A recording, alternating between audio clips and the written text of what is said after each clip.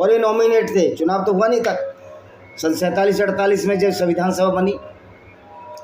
सन 1925 ईस्वी में महात्मा गांधी की अध्यक्षता में कॉमनवेल्थ ऑफ इंडिया बिल प्रस्तुत किया गया, जो भारत के लिए संवैधानिक प्रणाली की रूपरेखा प्रस्तुत करने का प्रयास था। जो पहली बार संविधान सभा की मांग 1895 ईस्वी में बाल गंगाधर तिलक ने उठाई थी। तो मूल रूप से देखा जाए तो बाल गंगाधर तिलक और अंतिम बार नेहरू जी ने संविधान सभा लाने का निर्णय किया था। अब ये बाल गंगाधर तिलक की भी जाति ढूंढेंगे, ये इनके दिमाग में गंदगी घुस चुकी है। जिस तरह से सुअर के दिमाग में गंदगी घुसती है, गंदगी की तरफ भागता। भाई मैं पूछना चाहता हूँ, आप हर जगह जाति ढूंढते हो और जाति का विरोध करते करते अम्बेडकर साहब चले गए, लेकिन आप जाति के नाम पर राजनीति कर रहे हो, जाति के नाम पर दूसरों को गाली दे रहे हैं। बाल गंगाधर तिलक ने किसी शेड्यूल कास्ट को गाली दी? लेकिन आप गाली दिए जा रहे हैं और लोग सहन किए जा रहे हैं। मुझे तो समझ में नहीं आता कि इन लोगों की गालियां आप सहन कैसे कर लेते हैं। वो लोग जिनको स्वर्ण स्वर्ण कहकर गालियां दी जा रही हैं, और फिर ये दलित शब्द तो कहीं है ही नहीं, संविधान में भी नहीं है।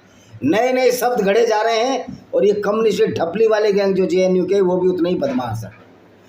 तो संविधान सभा का वैश्विक मताधिकार के आधार में अप्रत्यक्ष रूप से निर्वाचित हुए, यानी कोई निर्वाचन तो हुआ नहीं था। तू भी सांसद, मैं भी सांसद, ये भी सांसद, फलाना भी सांसद, ढिकाना भी सांसद।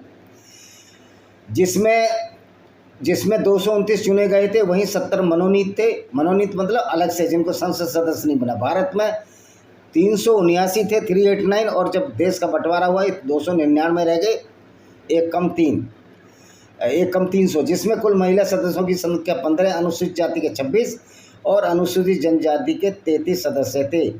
तो 22% आबादी के लिए कितने सदस्य थे?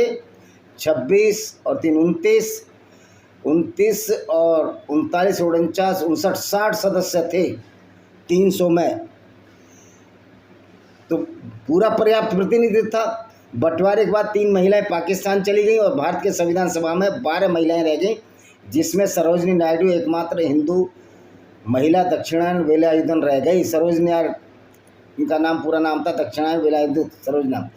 द्वितीय विश्व युद्ध जब समाप्त हुआ, 1900 कितने में हुआ था ये? 1945 या 48 में हुआ, 44 में। जुलाई 1945 में ब्रिटेन में एक सरकार बनी। इसी नई सरकार ने भारत संबंधी अपनी नई नीति की घोषणा की तथा एक संविधान सभा बनाने की अनुमति दी, और कैप्टन मिशन के नाम से जाना जाता है। मंत्रियों का दल भेजा उसने कि जाइए। जब ब्रिटिश सरकार भी भारत को आज़ाद करने के लिए, क्योंकि